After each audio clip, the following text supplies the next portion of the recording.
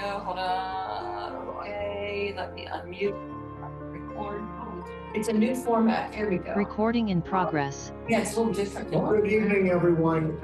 Welcome to the chair's meeting. I'll just go through everyone in the room just so we're clear. I've got Councilors Lucas, Kelly, Oliver, Maliki, Albright, Getz, Humphrey, Lobovitz, Farrell, and Kritzman. And online we have Councilors Baker, Danberg, Gentile, Greenberg, and Mickley. So, folks, we're going to tee off. We have really two items we're going to talk about tonight, and then a third is kind of a catch-all. If anybody wants to discuss something in particular, I know that I think Councilor Getz wanted to raise something about trying to get items in earlier. If we're going to have proposed language, we can talk about that last. We're going to finish no later than 7:25 because it's 7:30 sharp. We're going to do a committee of the whole. Councilor Leary's just joined us, chaired by Councilor Oliver. We're going to discuss the working group. And then after that, we're going to go to full council. We have one item on second call, I believe, which is the electrification ordinance. Just for folks who may be watching us, we have a fair number of attendees who are participating remotely tonight for an array of reasons, including travel, family issues, and the like. But I think we're going to get most everybody here. So I'm going to ask Ms. Moore to outline for us the various options that she's put together regarding how we conduct our meetings. Obviously, the two extremes are we stay in the webinar format that we have now. That's kind of one extreme. The other extreme is we go back to the old Zoom format that we had, which allowed free access, no restrictions. Everyone could speak, and between those two extremes are several options. So, Carol, you want to give us an update? Sure. Of course, as noted in my memorandum, the first one, of course, is what we currently use now, which is what we do use in full regular city council meetings, which is webinar. And as we've looked over the last 2 months and tried to work with IT and of course practice on security measures, talk to other clerks in the area, we have two other ways that we'd like to bring it back to Zoom meetings for the committee meetings. One is with registration. And this is when you go to the Zoom link, it pops up a window that you have to put in your name and a valid email address. Now, what that does do is it hinders anybody that's calling in by phone. So you need to have an email address to get the registration link. So while the state does not believe that that violates open meeting law, the clerk's office, we do feel, is not best practice because it will hinder anyone that does not have an email address. The third one is our Zoom meetings. But what we're going to do is security step as the committee clerks is everybody is muted without, you have to ask permission to be unmuted unless you're a host or a co-host. So what we propose is committee members, once you are let into the meeting, we will make you co-hosts. So therefore, I mean, yes, you can end the meeting, but it's a little bit more difficult. But you can unmute yourselves as the conversation, the discussion arises. Just like regular meetings from before, if you're having a public meeting or a public hearing, you have to raise your hand as we did before. And then we will ask you to unmute. And what will happen is a window will pop up and it'll say, to unmute. That'll be for participants that are not committee members. It will also be for maybe counselors that are jumping in to listen to one item and then jumping back out. So there will be, as a committee member, expect about 10 seconds, maybe 15 seconds, while the committee clerk is asking that person to unmute, and they are also hitting the button to unmute. So that's the one that we prefer because it goes back to the meeting format that everyone has been saying that they like, but it provides some security measure where people that are not part of the committee can't just unmute themselves to talk.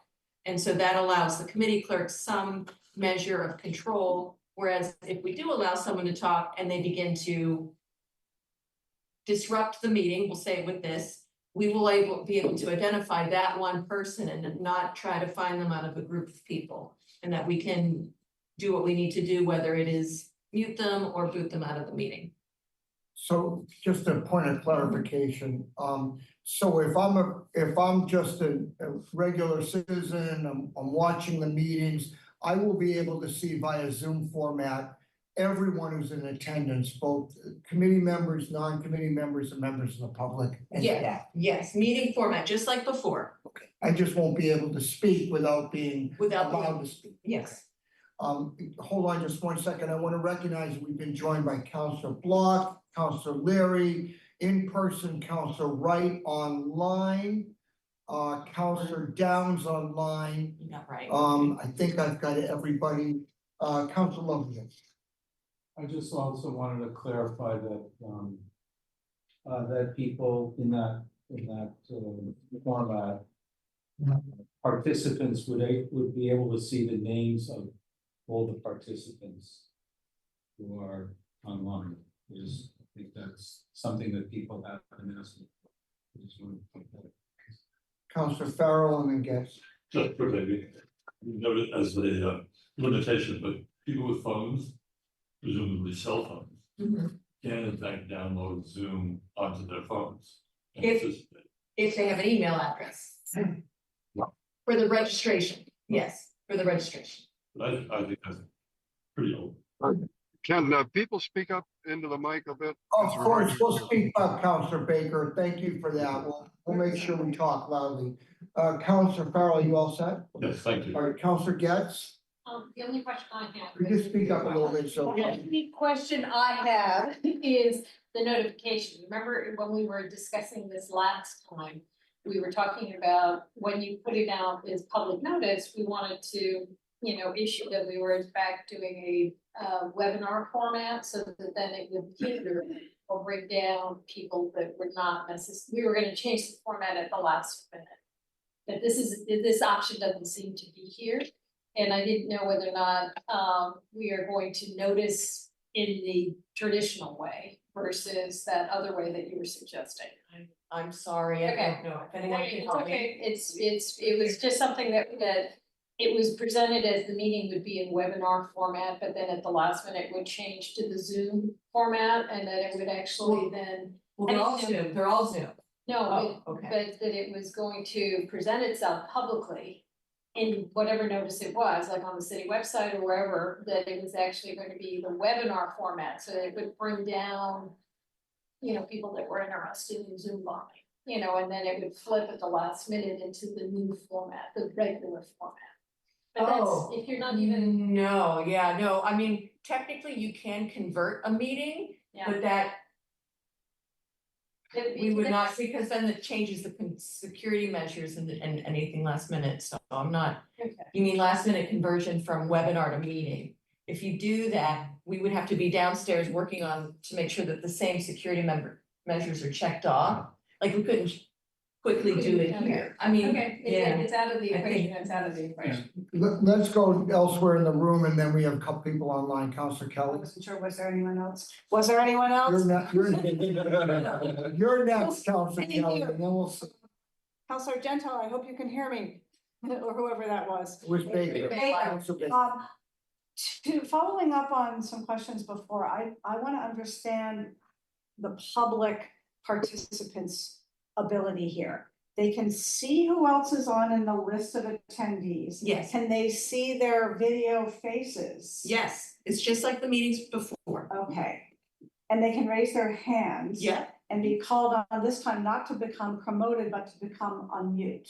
yes, So really, it provides pretty much the same full access as before for the public, which yes. is my main concern. Yes. Okay, thank you.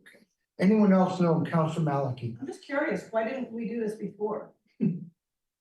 I wasn't here when it first started online, so I don't know why that was decided beforehand. That was before my time Like, when meetings began during COVID. So I don't know, so we basically, you're saying we have the ability to mute everyone, keep them muted until they are specific? As long as they're, yes, if you're a co-host, then you have the freedom to, you're like me hosting the meeting.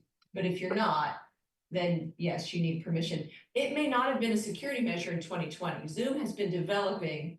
I mean, they were nothing in the beginning Earlier this year that you were still having the Zoom voting, and why didn't we do it then? because we needed time to research it, but that's just my. Okay, Yeah, I'm we happy need to to play hear around with things. I'm happy. It may not have been there a year So I'm ago. gonna hold off, I've got Counselor Humphrey, Counselor Christman, and Counselor Lucas, but I believe I've got Counselor Baker and then Counselor Downs, so why don't we go to you first? And you can unmute Counselor Baker. Thank you. I'm traveling, so I hope that you can hear me and, can you hear We me can. okay? Okay. And I couldn't understand all of the comments, but strongly in favor of the current webinar format. The problem that I've seen is not just the audio. I've seen and participated in meetings where the visual images have been very disturbing, and I won't go into what they were, but I've seen them happen. I think it's not a good idea to have that opportunity still available. And the process of unmuting takes time to bring people online into the game. I think that the interest here is to make sure that the committee work gets done effectively, as well as the council work gets done effectively. The public has an opportunity to observe us. The only difference is they get to watch who else is watching. But I think that's at a cost of the risks of the disruption of the meeting and to our own process of successful discussion. So I'm very much in favor of maintaining the current format, and I would be very much opposed to going into an alternative return to the Zoom difficulties that we had in the past. Thank you, Counselor Baker. Counselor Downs? Thank you, President Laredo. So my concern is similar to Councilor Baker's. I guess I would ask the clerk and the clerk's office who did all the research, and thank you for doing this. Did you call any of the state agencies who are using either Zoom or other online meeting software? Counselor Downs, we contacted more other clerks around us, but the state, Secretary of State's office, when we do election webinars, they're all webinars, they're not meetings. And we do those throughout, monthly for sure, but quite frequently before elections. So no, so the state secretary's office is the only one we use that way, but other clerks, we asked what they were doing, and a lot of them don't even use Zoom at all. So it wasn't really helpful for us in this situation. Right, because there are other online meeting formats. There's WebEx and Google Meets and other things like that I'm aware of. Did you contact the Attorney General? For their statement on Zoom bombing? On different ways of, what's admissible under open meeting law and what's the best practices. So yes, so I worked with City Solicitor Jonah Temple, and we just went through what is follows open meeting law, what kind of skirts it a little bit. They of course suggest webinars that's the most secure way to have a meeting, but meetings can, as long as there's no chat, no emojis, we are following open meeting law. All right. So again, colleagues, I will stress it. I attend a lot of state meetings. Some of them are webinar only. MassDOT prefers webinar only. I agree that is not a great way to see your, to really get a sense of a meeting, because you can only see the panelists and you're only unmuted when it's your turn to talk. And so you don't know who else is listening or what else they might think about. Every other state agency that I work with uses the registration format, and that's to allow for participants who are legitimate, who really want to participate and are not there to Zoom bomb or whatever you call it on a different format, to be fully seen and heard. The number of residents, did you look into how many of our residents don't have emails? I wouldn't know how to. No idea. I wouldn't know how to. Right. begin. And since there are all these free email addresses, as we were notified in, by several people who prefer the more open Zoom format, it's really easy to get an email if you're at all tech savvy. And I would suggest to people who don't have emails or don't use emails, don't use computers at all. So it wouldn't really matter what format you used. They probably wouldn't be able to access it unless it's in person or in a hybrid format. My strong recommendation is to go with the pre-registration so that we can have sort of the mix of people being able to see and hear each other. And I find particularly in public hearings, it's quite difficult to get through our business timely when we're having to pull people in from a hidden participant list rather than having them be able to unmute themselves. But it works, and you can easily expel and keep out people who have bad intentions. Thanks. Thank you, Councilor Downs. I'm gonna get to Councilor Greenberg in a moment, who's online, but Councilor Humphrey, you're next, then Krinsman, then Lucas, and then Larry, and then Albright. But you're gonna be after Greenberg because your hand up. Go ahead. I completely agree with what Councilor Baker said, and for the reasons that he said, I also just think in general, whatever format we go with and whatever setup we go with should be as close as possible to what a traditional meeting would have been before the Zoom era in terms of what our expectations are and what the participation is. I think we can see as panelists who's attending the meetings, so that's useful information. I don't know if the public necessarily needs to be able to see all of the other people in the meeting. I understand some people disagree with that, but I think we don't want to be disrupted, not by our own constituents, that's not the issue. It's being disrupted by people who don't even live here and they're just being disruptive to be disruptive, right? That's very different than coming down to City Hall with a protest sign and actually showing up to do a real live protest, right? That's a very different matter. And I also think that some of these other formats have tended to put everyone on an equal footing in the meeting, when in reality, they're not on an equal footing in the meeting because we're the elected officials and city staff that are trying to talk to each other and conduct business, except in those contexts where we're inviting the public to speak or doing a public hearing. And so to have, 300 people in the grid or whatever doing God knows what on video is not helpful to us conducting business in a committee that has 8 people and we're trying to talk to city staff and so forth. And it's supposed to be for us to be able to do our work. I'm happy for people to observe, but they're not participants. They weren't participants before when we were just doing these all live meetings before the Zoom era. So I think that we should be trying to strive for a similar format. We want to increase participation and have more people be able to watch and so forth, but these meetings should be relatively emulating the traditional practices. Thank you, Councilor Krinsman. Thanks, President.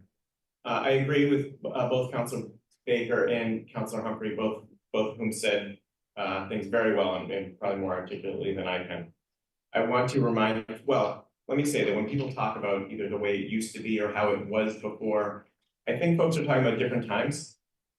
Yeah, each of you are sort of pinpointing a different time when maybe it worked the way you wanted it to work. And I go back to some of what Councilor Humphrey was talking about, which is the purpose of the meetings, which is to get the work of the public body done, to make sure that the members of the public body have access to that, and to make sure that members of the public have access to see what the members of the public body are doing. In that vein, I want to remind folks that any member of the public can be sitting with us in this room right now. And if they want to come here and sit in the room, not only can they be in the room and see what's going on, they can see who else is in the room. They can see the screen and see who's participating from their living room. They have that access. I don't know that we are under any obligation. I know that we're not under any obligation to give every resident of the city that same access from their kitchen table. Okay, so that access to individuals from their kitchen table comes with some serious downsides. Councilor Baker reminded us that we had some strong visual disturbances. It wasn't just audio. I take that seriously. And I think we need to protect these meetings and make sure that folks are able to get the work done during those meetings. And I think the webinar format protects that most able. Thank you. Councilor Lucas? Thank you. I disagree with my colleague from Ward 4. Sorry. No worries. You're What's housing? While we're having a meeting, we're having a second. There's a first time for everything. It won't be the last time, Councilor Lucas. Go ahead. But I am not a fan of the webinar format. I attended the Mass DOT Circle of Death Zoom webinar 2 weeks ago, whenever that was. And I did not like being in the webinar format. I just, I couldn't see who else was in the meeting. I couldn't see who the hosts were for the meeting. I didn't know how many people were present at the meeting. And as an attendee, I would like to a meeting, I would like to know that information. So I am inclined that we experiment with option 3. I do have a follow-up question with it. Do you still have to register with the name and email address with option 3? No. Okay, so there's, anyone can join. And then we have control of who speaks. And I think that is fair, so. Great. Councilor Greenberg. Oh, thank you, President. I just want to correct Councilor Lucas. I was also at that MassDOT meeting and the hosts were announced. And they also did announce how many people were at the meeting several times. But in any case, I do agree with Councilor Baker that, you know, the Zoom bombing was not just verbal, there was also video, awful stuff done on video. So I agree with Councilor Baker, Krinsman, and Humphrey. Thank you. Thank you, Councilor Greenberg. I've got Councilor Leary, Albright. We'll go back to Councilor Gentile and we'll take it back in the room. Go ahead, please. Oh, and Oliver, forgive me. Thank you, Mr. President. So I'm really not a fan of the webinar, and I've heard loud and clear from many members of the public who really feel strongly about it, that it does limit their access. It is very true that people can come into City Hall and get the full Monty here with all of us, right? No, maybe. You may want to. I'm not getting near that. So Yes, exactly, they get to see everything. Maybe that's Ward 1. But I want to say, I think our clerk, I think she has struck the right balance, because I agree, I don't want to see a lot of vulgar Zoom bombing going on. But here we have a chance, I especially like the co-host model. I think it offers the most opportunity. And from how you described, Carol, that it sounds like you largely solved the Zoom bombing problem. I would be able to streamline it. So, you know, with Zoom bombers, it could be 14 accounts. Right. When we're allowing one person to speak and say they're a Zoom bomber, at least we can target our efforts on that one account at the moment, you know, because that's been a problem. The first time it happened, it took so long because they have programs to just flood your participants with all these other accounts, dummy accounts. And as soon as you get rid of one, you've got 12 others. That first time Danielle had 13 or 14 she had to go through and find, because they also use, like, they could be Tariq. They can change their name, they can put their picture, you know, they can do that. So I think at least this will help us. It won't stop it, but it'll absolutely help us control it. Well, Sorry to interrupt, but I wanted to. No, thank you for that. Well, I would suggest that we do a trial, just like we did with the webinar. Thank you. Councilor Albright. Thank you. President Laredo. I was in favor of the webinar format before, and I'm still in favor. And, you know, when we use two or three options, two or three, people can still, anybody with an email address can either register or be there. And there can be lots of them, and it can be just as hard to get rid of them if there are lots of them. They won't be speaking at the same time, but they'll be doing whatever they please with their video. So I think, we haven't had any of that since we went to the webinar format, and I've appreciated that. So I'll agree with those who want the webinar format. You know, I noticed that in most of our meetings, people keep their cameras off. Our attendees, they keep their cameras off, so maybe their name is there, but they physically are not there. They can see other people's names. I still think if you could find a way to take the attendees list and post it somewhere that people can know who is an attendee at a webinar, that would be the best of both worlds. We can, there is an option, a security option, I think, to remove the camera. There is an option where they don't have, you can't see their faces, I believe so. Like you can see their names, there'll be attendees. Or they'll be in the meeting, but you'll just see their names, they won't have their faces. That is an option. In the webinar format? In the meeting format. No, I'm wondering in the webinar format, is Oh. there a way of taking the attendees list and posting it?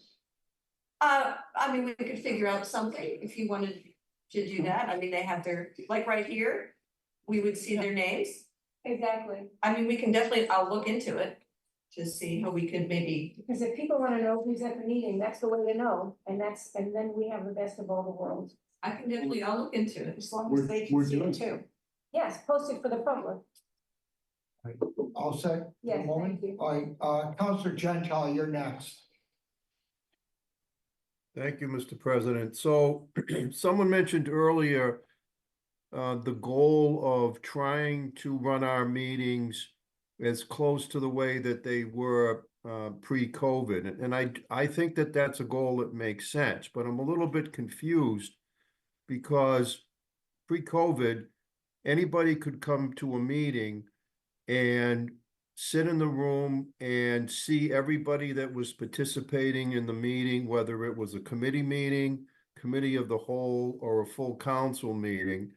In the committee meetings, you know, they sometimes got an opportunity to speak depending on the chair and so forth.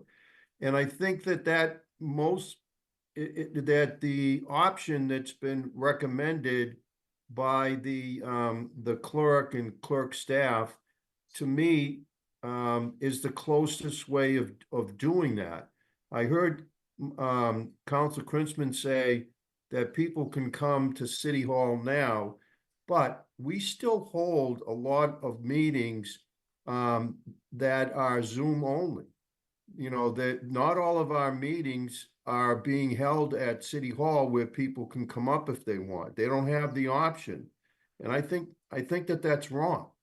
People could attend our meetings and, you know, anytime that anything was going on, and that's the way that it should be, which is why, you know, I support what Carol and the other clerks have recommended to us.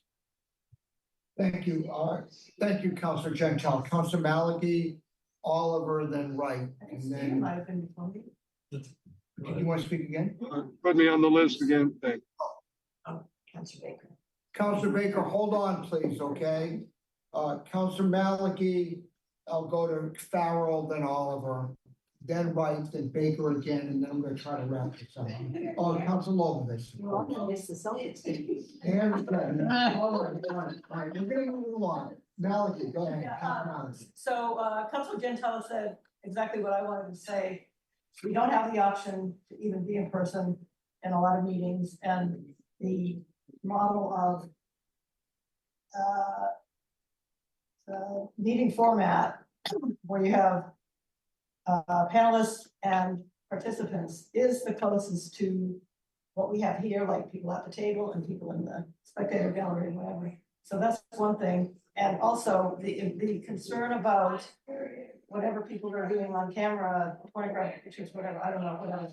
that, I think that tends to happen in the meetings with large numbers of attendees, and you've got multiple pages, you can only see what 30 people at a time on your screen. So you actually have to go looking for somebody who's doing something like that, because the first page of the attendees are likely to be panelists, maybe a few attendees, but if they're on the first page, I assume our clerks can kill them off the list. Well, if you see them stripping or whatever they're doing. well, we won't, I mean, we're not paying attention to you can't see the second and third page, you're right, we're paying Yeah, attention to right. our meeting notes and so Yeah. no, but usually I think if someone starts speaking, they jump to the first page, they become active. Now stripping, if there's no sound to it, maybe Yeah. they are doing it in the But corner. and I it's don't- not like you have to look at it, you can go back to the normal page. Yes. Right, but we won't, like, even during a webinar, like I double check during the council meeting all the time, attendees, to see if a counselor's in there to get promoted.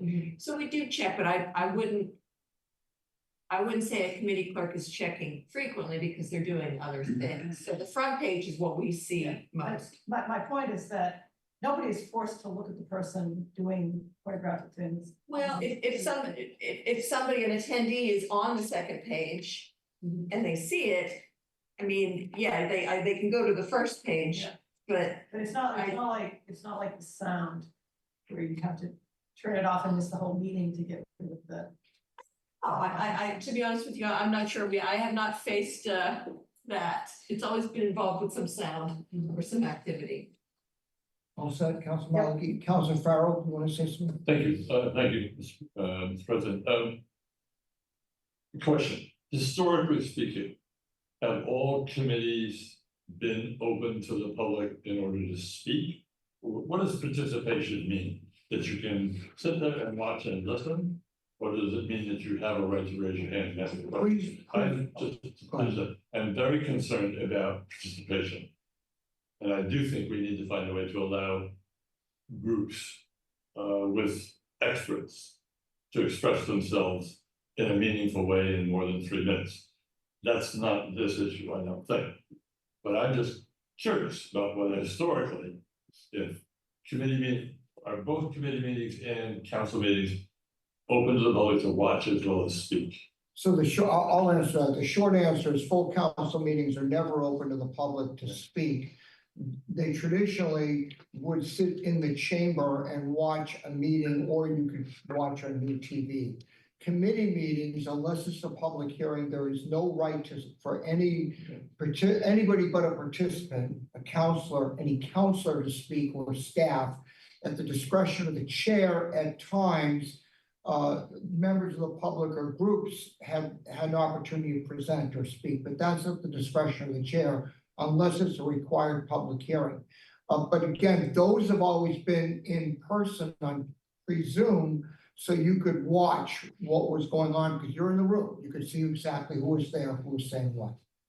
So presumably, you have the right to come and watch in any manner, but you do not necessarily, unless it's a public meeting, have a right to speak. That's And maybe one of the things we need to do is educate the public, that those are the rules, that's the way we play. Depending on what we choose to do. As I said earlier, I have a real issue about being able to participate in a meaningful way, but I'm not sure that 3 minutes does it, and I'm not sure that. But that's, and a very fair point, but I think that's for another night to discuss. Councilor Oliver, you've been quite patient. We'll go to you next, then Councilor Wright. Great, thank you. So I've heard like a couple of comments about going back to the way or supporting the way we used to do it. And I couldn't disagree with that more. We have an opportunity here to actually do something better. We've all noticed that we get greater attendance, I'll use that word in particular, when we offer these, hybrid meetings. I think the more we try, the more we can get people involved in what's going on in rooms like this, whether it's online or in person, we have to try. It just seems like we might not be required to offer people to see who else is in the virtual room, but we have the ability to try and do that. So I think we should. I am a complete and utter fan of trying this new format. I think we've all participated this way in the past in different meetings, and it works. My guess is, my hunch is, that that's not going to stop all of the Zoom bombing, but I bet you it's gonna stop 95% of it. It's difficult. It gets around some of these easy tricks that these hackers have. So I'm complete support of moving away from this webinar format that I just believe it puts everybody who's not in the room in their own little box. And that's a far less than optimal way to engage with the city. As far as I'm Thank you. concerned. Thank you, Counselor Oliver. Counselor Wright and Counselor Lovovich. No, and if anyone's gonna speak again, I'm gonna urge us to be very short, because I want to frame the questions and we do have some other items. Counselor Wright, go ahead, please. Thank you. I do not support webinar. I think we should go back. I would prefer the old way, as long as we could mute everyone. And if people don't want to see what's going on, you put speaker mode. Or a speaker, is taking up your screen and you don't see the other boxes. I think even though a lot of the participants do not put up their pictures, sometimes they might put up a sign or something like that, which if they were in person, they could have a sign too. So I think it's important to have the ability to see the other people in the room. They can have that choice. But yes, I do not support webinar. Thank you. Thank you. Counselor, I'm gonna go to Counselor Lovovich. Do you want to say anything? My question is, okay. Counselor Getz? Yeah, the only comment that I would make, I support your option 3. But I also would suggest that maybe if you can explore the camera, unplugging the camera option so that then the visual is knocked out. But I really am very concerned about the drop of public participation in our meetings. And I feel as if, the webinar format has actually created the construct where it's disengaging, and I've seen this attrition of public participation in meetings. Not maybe like we want to have.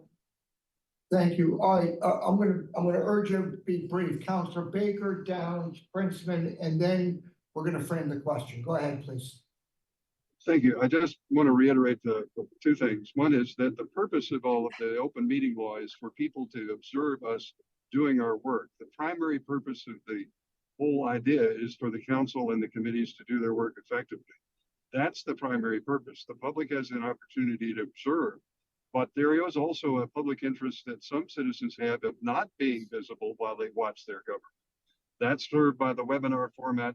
And I think that it allows us the maximum degree of efficiency of getting our work done while letting us be visible. So, and again, the problem of the Zoom bombing is not just signs, it's conduct that I think some of you have seen, and I don't think any of us want to see in any of our public meetings. Thanks. Thank you. Thank you, Counselor Baker. Counselor Downs? I was going to say, very similar to Counselor Baker, when you see hate speech and it's not said, it can be seen, and it can be seen by all. That's a problem. And that's why I think the happy medium is in fact pre-registration. Thank you. Counselor Princeman? Thank you. Counselor Gentile made a very good point about some of our meetings being totally remote. I agree with that.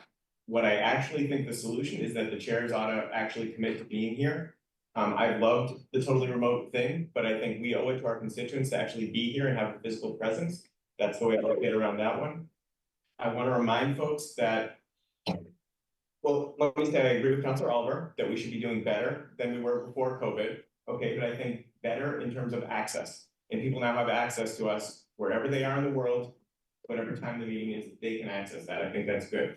I don't think the participation in the meetings was always at the discretion of the chair and will continue to be at the discretion of the chair. I don't think we're going to change that based on the format. And I want to remind folks that people don't actually have a right to see who else is at the meeting. And even under any of these formats, they wouldn't have that. What they would have is the ability to see who else is at the meeting, who wants to be seen at the meeting. Okay, because iPhone 5 can still be at the meeting. Donald Duck can still leave the meeting with their camera off. And they should have that right, okay, because as Councilor Baker said, they should be able to sit anonymously wherever they want and watch the work that we're doing. We're not gonna, under any of these formats, give everyone the right to see everyone else who's participating in the meeting. They might see a username, but they're not gonna know who's participating. All right, I'm gonna just offer like 2 seconds of comment. I fully support the Zoom option, the third option, Zoom 3, which is an unmuting. But I'm not gonna go through, there've been very cogent arguments made on both sides of the issue. Here's how I wanna frame the question, okay? The first operative question for me is, do we stick with the webinar format as is or not? I'm assuming that no one is saying go to unfettered Zoom without any restrictions. I'm just gonna make that as an assumption for the moment, but I'm gonna ask for a show of hands. If you wanna keep the webinar format as is, I'm gonna ask you to vote yes. If you wanna change it, vote no. And if we change it, then we'll decide which way to go, okay? Yeah, please. I asked the clerk if we could post the attendees so that everybody could see who was in attendance. And she thought she could figure that out, or maybe try to figure it out, so I think that if we go to stay in webinar format, I'd like to have. Well, what I'd say is whatever, very fair, my strong suggestion here is to, whatever we do is do it for the next 3 or 4 months. Summer months are probably not good illustrations, but do it through, say, September, and we'll see how it works, whatever we end up doing, okay? We've been joined by Councilor Bixby, so can I have a show of hands, who would be in favor of keeping the webinar format as is? All right, I've got 1, 2, 3 online. Who do I have online? Webinar format is, please raise your hand. I've got 2 online, that's 5. Anybody I'm missing? Princeman, Albright, Humphrey, and Baker, and. Have you got me? Yes. Yes. All right, Greenwood. Greenberg. And who wants to change it to the new Zoom format or one of the alternative Zoom formats? Can I have a show of hands, please? Excuse me, I think David Mickley raises. Which? David, did you vote? David? Just did you voting. vote? No. I want to change it. I want to change. I was voting to change it. All right, so thank you, Council Lovovich, for being so observant. All in favor of changing it, please raise your hand. All right, 1, 2, 3, 4, 5, 6, 7, 8. I think we're clearly have the votes to change it. So the question is, can I get a consensus? Does everyone agree we should not just go to straight out Zoom with no restrictions? Is that nod of heads? Okay. So we have 2 alternatives then before us. The first one is pre-registration, and the second one is the ability of the clerk to mute. I'm going to ask if you're in favor of pre-registration to raise your hand first, and then if you're in favor of the clerk being able to mute, we'll do that second, and those are the 2 alternatives we're going to consider. They're mutually exclusive, or? They are They mutually are. exclusive. We weren't gonna do pre-registration because there is a chance that somebody, it's not best practices, it follows open meeting law. But it's not best practices, as I worked with the law department, because somebody with a phone, like to call in, they still have to register with an email. So say, it's not that they may not have an email, but if they have a dumb phone, which is a new trend, it's called a dumb phone where it doesn't. But in terms of the muting, like. The muting, I mean, we could do both. If, I was trying to get away from to give 2 choices. I mean, we can do an amalgamation, like some. I'm gonna ask this for now. Let's just try to keep it with the 2 choices, folks. Remember, this could be a trial. We're gonna try out for 3 or 4 months. The latter option you said is option 3 in our package. Yes. Option 2 in the packet is pre-registration. Option 3 is muting. If you're in favor of pre-registration, please raise your hand. All right. Councilor Downs, are you in favor of pre-registration?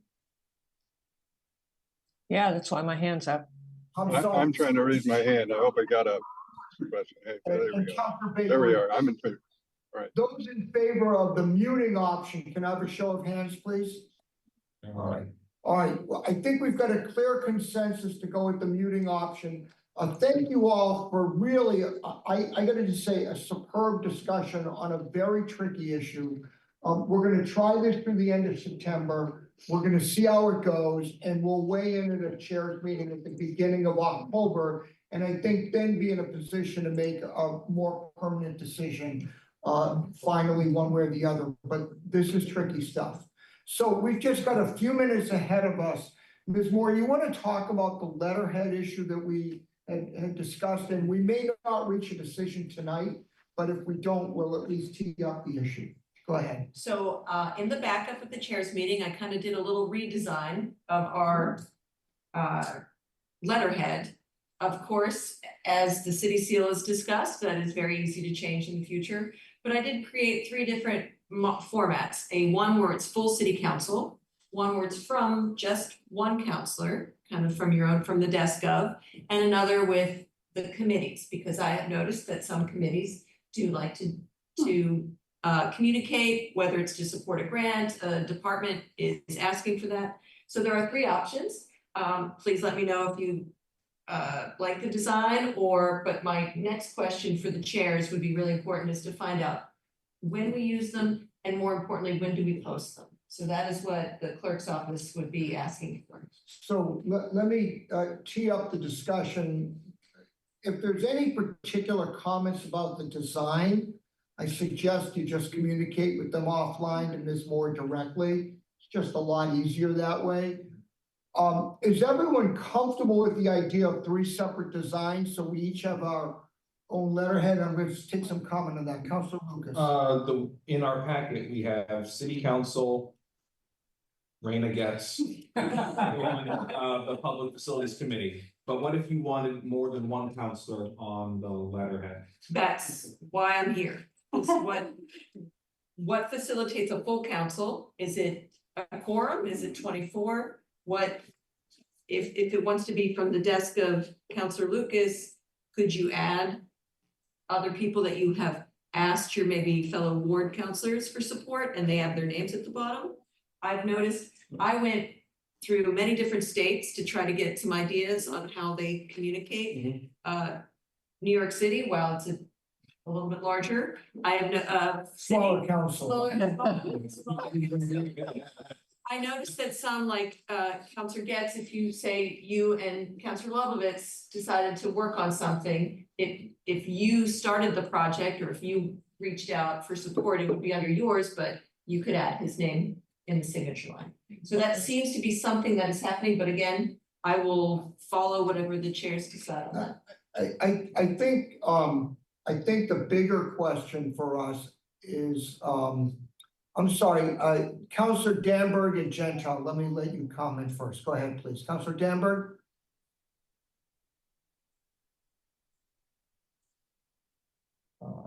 No. Okay, leftover. Sorry. It's just fine. Sorry. That's fine. I'm gonna cede for now. Go ahead with the next person. I would like to just continue to listen and hear the comments. Okay, so I think the operative question, the hardest question for us is, when should we allow folks to use the full council letterhead? In other words, what's the threshold for us to be putting something on full council letterhead? Clearly, in my mind, it should not be just one person. That's why we do from the desk of. A committee is different. I don't think we have to worry about that. But what if, does it have to be everyone in the city council? Can it be a majority? Does it need to be a super majority? Would we want to allow 5 or 6 people to put something on the letterhead of the full council?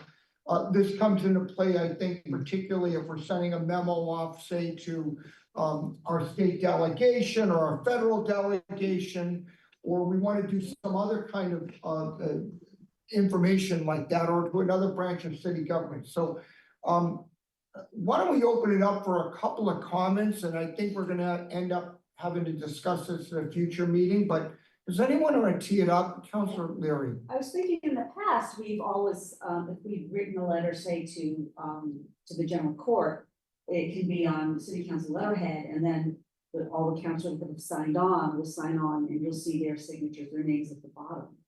And so that seems to work well, and your question is whether or not, what's the threshold for that?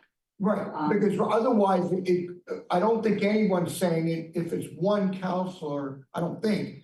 If it's one counselor, it should be on the city council letterhead with no indication that it's from a particular. Right, I understand that. I'm just wondering, is there a best practice, Carol, for that?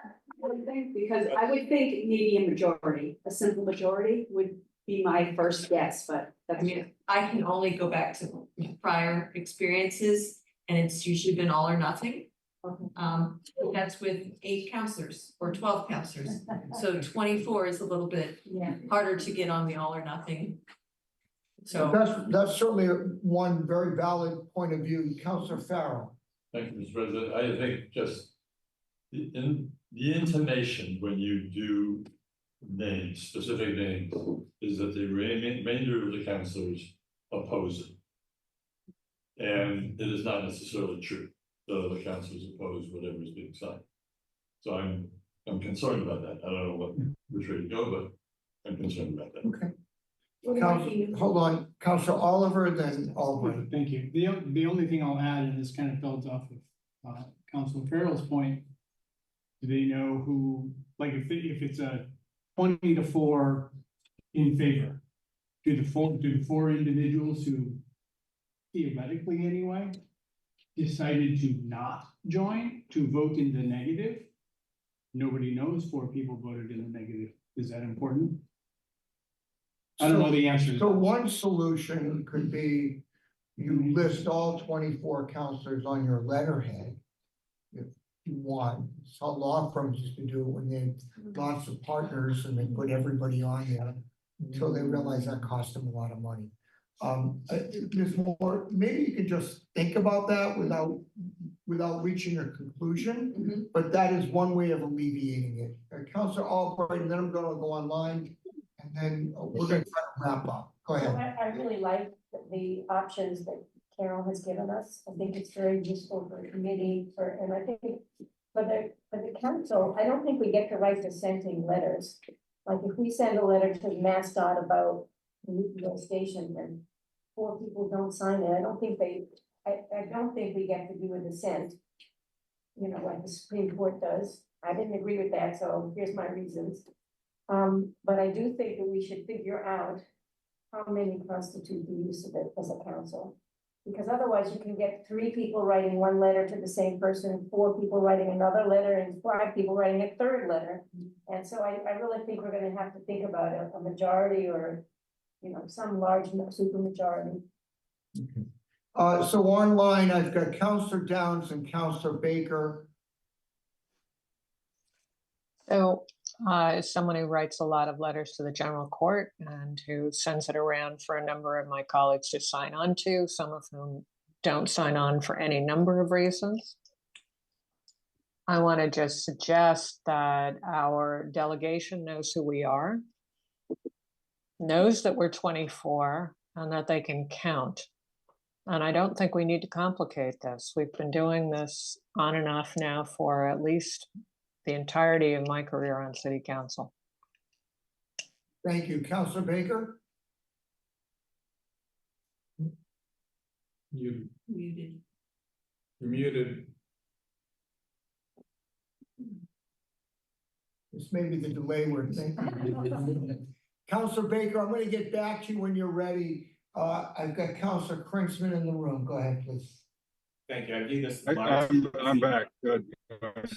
All right. Counselor Krinsman will cede you, Counselor Baker. Go ahead. Okay, so thank you. I just want to say that my memory is that early in my career, we had the opportunity to have stationery that had our name on it. We could use it for city council communication as an individual counselor. If you were trying to communicate on behalf of the council, you really had to have, I think, the unanimity or of the council to use the letterhead with all the names. the compromise was to have the city seal and the city council, and those councilors who wish to sign on would sign, and their names would appear at the bottom. But I think that the use of all of the names at the left side, as they used to be set out, was reserved for those situations where the council as a whole was speaking, and otherwise you had to speak individually. Thank you, Councilor Baker. Councilor Clinton? Thanks. I think it's sort of a both. I like the idea from the desk of, and if you want a couple of people with you, their names can appear at the bottom. I think that's good. That's fine, and that works well. To do the full city council letterhead, I view this as sort of a procedural thing where you're just sort of streamlining the need to file a docket item, go to a committee, get a sense of a committee, and then go to the full city council, and that would all require a majority of the city council. And then you could do something like a resolution, whatever it is. Similarly, I think you could get a resolution, you could get a letter, file a docket item, and send a letter. Again, procedurally streamline it. If you have a majority who want to sign on, you can use the full council. Councilor Albright? So just if sometimes you're on a time schedule that doesn't work for docketing an item, like the mayor submitted a grant and wants a letter of support from the council. So what do you do in a situation like that? No, that's my point exactly, which is you don't have to file a docket item, you don't have to go to committee, but if you have a majority of the city council, you can use the letter. So you're advocating for a majority of city Right. council. I think Councilor Albright, you had something similar in concept as to Councilor Leary. Anything else? Yes, go ahead. Well, one of the other things that had come up, was how do we decide what goes on the city website? You know, some of our. So I think that's a very fair question, but at 7:28, I think we're gonna hold that for our next charity meeting. The meeting. No, well, I gotta get to you, Councilor Oliver, but, are folks up to doing another charity meeting during the summer months? Is there any reason we don't? All right, why don't we do this? Can we do it in July? Is there a reason It's not? not the week I'm away. Oh, I, you can go on. You can do it on Zoom. Why don't we be here in August? Councilor Leary, will you be here in August? Unfortunately, probably, yeah. I'm sorry about that, but I'm glad you'll be here. Yeah. Also- President. I can't do it in August, but I can do it in July. August, Mr. President, letterhead issue. Mr. President, August 12th, it would be the. Mark. Councilor Baker, did you want to add something? Mr. President, can you hear me? Oh, Councilor Gentile, I'm sorry. Finance is already planning, or I'm working on it, to have meetings, short committee meetings before both of our full council meetings, so that people don't have to come in extra nights. So please don't schedule it the night of a full council meeting. So I personally think you should wait till September anyway. Councilor Gentile, let me ask you this, maybe you can coordinate with the clerk about how long you would need for your finance meeting in August? If you need just a short period of time for an item or two, I anticipate August will be a very light night for us. And we could figure out with you how to schedule that appropriately. And if you need more time, we'll hold it till September. August would be the lighter meeting for sure. I've already talked to Cassidy about it. So if you're gonna do it, August would be better for us because it's a short. Why don't we try to skip, Ms. Moore will work with Ms. Flynn and you, Councilor Gentile. All right, To do sounds the good. scheduling. Thank you. Sounds good. Oh, no, thank you. And let's just, then, plan on discussing the letterhead issue and the issue that Councilor Leary raised as to what gets posted and the process for that. And Councilor Getz, can I ask that we hold your best practices item for the next meeting? Please. All right. So it is 7:32. I'm going to adjourn this meeting. Thank you all very much. We're going to take a 2-minute recess. We're going to go into committee of the whole in the chamber, and then we're going to start our regular council.